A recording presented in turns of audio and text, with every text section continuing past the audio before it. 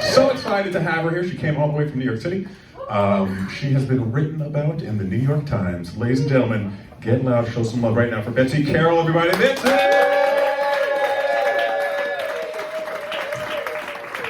Keep it going for the future, guys.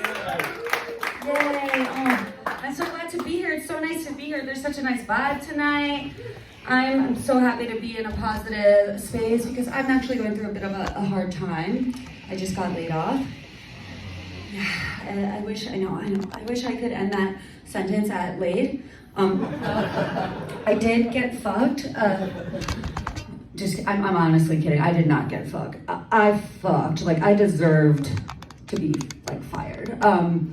I just say that in case like someone who works at unemployment is here. They like might be. I feel like bureaucrats like are my fans. Yeah, I did get laid off and I deserve to be fired. Like, like in the weeks before, I'm sorry, I just like am distracted. Like, there's a mirror there. I didn't know what it was like to be you guys. I'm jealous. I should like step away. I'm like so distracted. No, I'm gonna remember. Yeah, so I in the weeks prior to getting laid off, I had not been working by choice, and I told my boss that I had worker's block.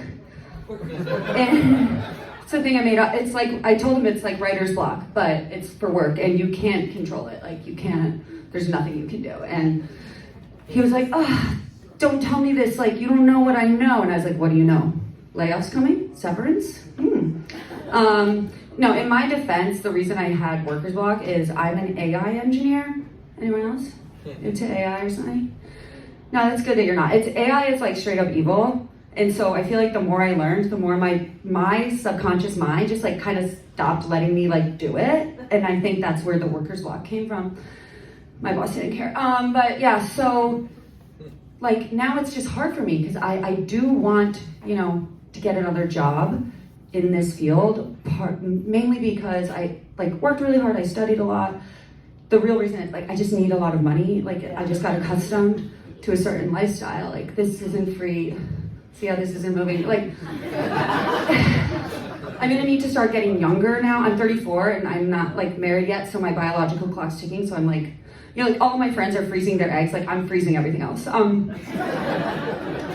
like, so I do need to make a lot of money, and so I'm still interviewing. I took a break for a while. I did start interviewing for other machine learning and artificial intelligence engineering jobs, and it's just like really hard now because it kind of reminds me of like trying to seduce a man for his money right after you realize you're a lesbian. Like, no one's buying it. Like, I was just in a final round at Bloomberg. It was going pretty well. They were like, do you have any questions for us? And I was like, yeah, so like, what's your severance package like? They laughed like that. And then they're like, no, she does stand-up comedy. And I was like, yeah, but like, just like for the joke, like, what is it like? And they didn't tell me. I was like, you know what, I'll find out the fun way. Yeah, so other than that, I am working on other ways to like maintain my level of income. So I've been doing this new thing. I've been a high-end private STEM tutor. So I know it sounds, I only like I just charge like rich kids a lot and I like teach them math and computer science, but it sounds that I don't only teach rich kids. I actually have like a sliding scale. So how it works is like, if you're a billionaire's child, you pay $500 an hour. If you're poor, it's free. But right now I only see billionaires. So maybe one day I'll have room in my roster. No, I know, don't judge me though. Like, I do like give back. I'm giving back. So another thing I'm like, yeah, exactly. I'm like trying to be a good person and like, I'm a woman in STEM. Like, I don't want to like, I have to like pay it forward because, I had to overcome a lot of adversity to get here. So I do pay it forward. I've been doing this thing recently where I live in Manhattan. I go uptown and I mentor young inner city girls in how to be cyberbullies. And I know.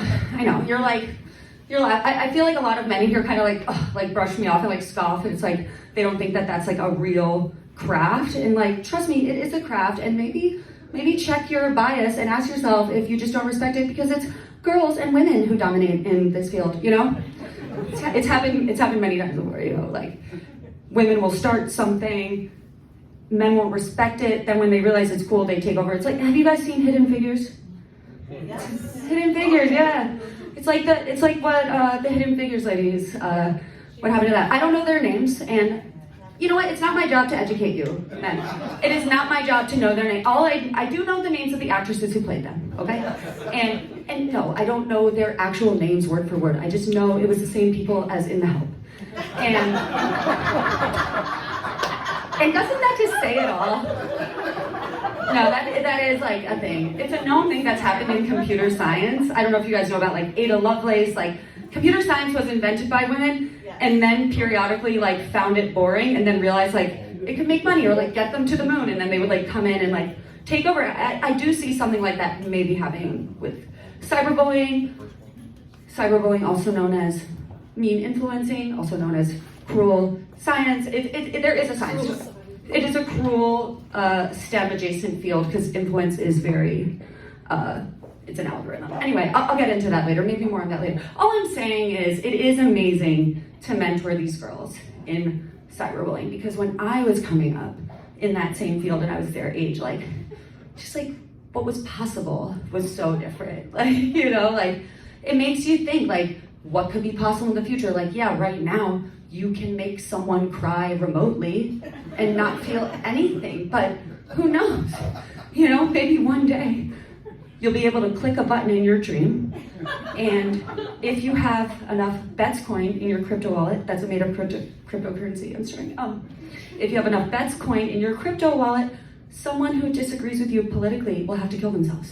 I do think it's going that way. I don't know how it's gonna happen, but I'm just trying to manifest it for my girls. The girls I mentor. Anyway, I should switch topics because you guys are bored of hearing about my computer science, I know.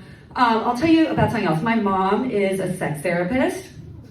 I should have mentioned it sooner. It's like, annoyingly, kind of the most interesting thing about me.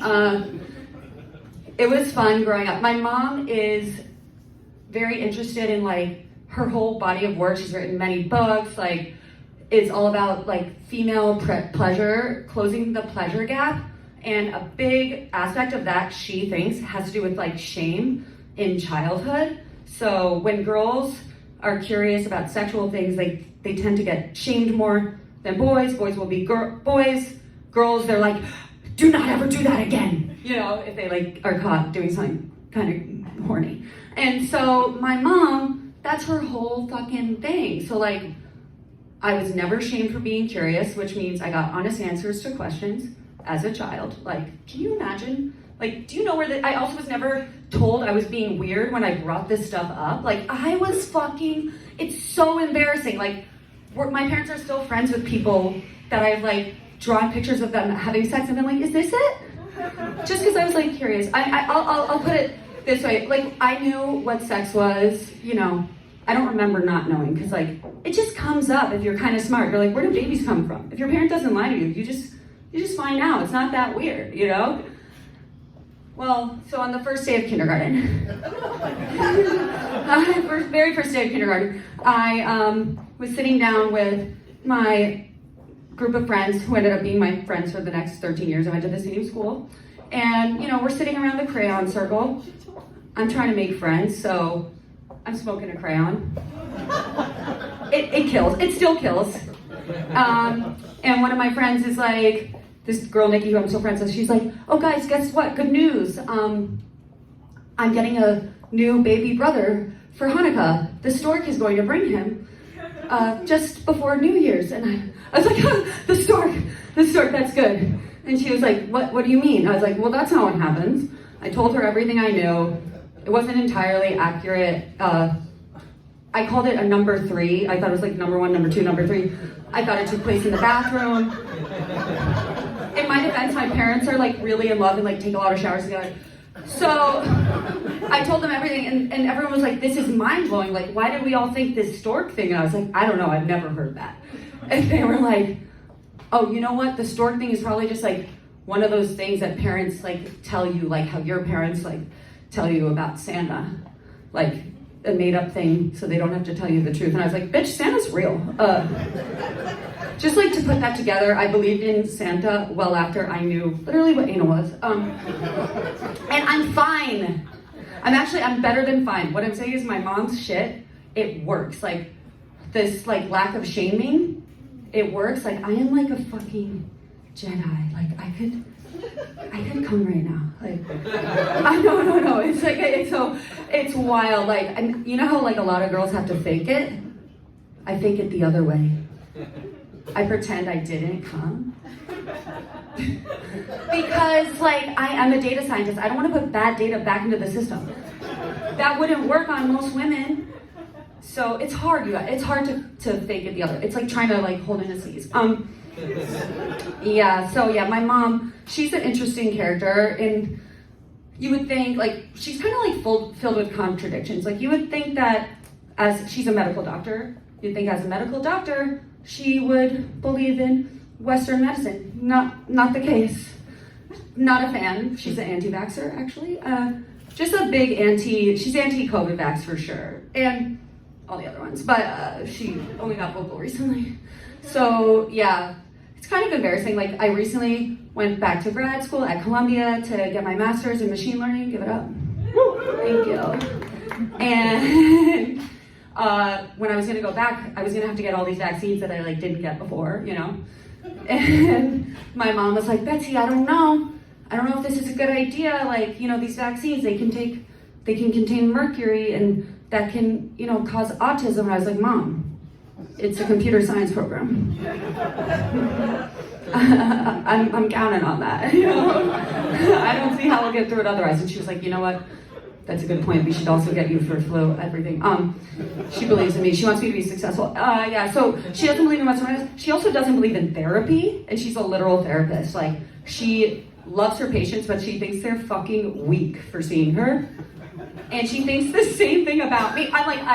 We've been getting along more recently, and she's like, I've noticed you're like less of a little bitch. I'm like, well, thank you. It's because of Dr. T. And she's like, pussy, you're still seeing that? Pussy ass bitch. I'm like, Mom, do you talk to your patients this way? Like, and she's like, oh, no. With my position as a therapist, how important I am to them, the influence I have, saying something like that to them could be very damaging. And I'm like, but from a mother to a daughter, it's fine to be really mean. Yeah, she's also major feminist, but like was not into Me Too.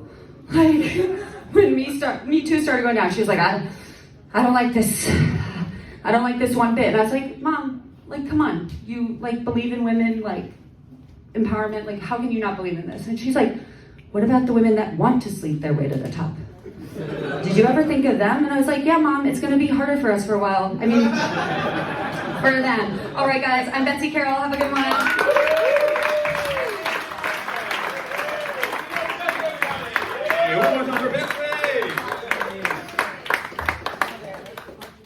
I feel like sleeping your way to the middle is underrated. Am I right? That's more common. It's more common.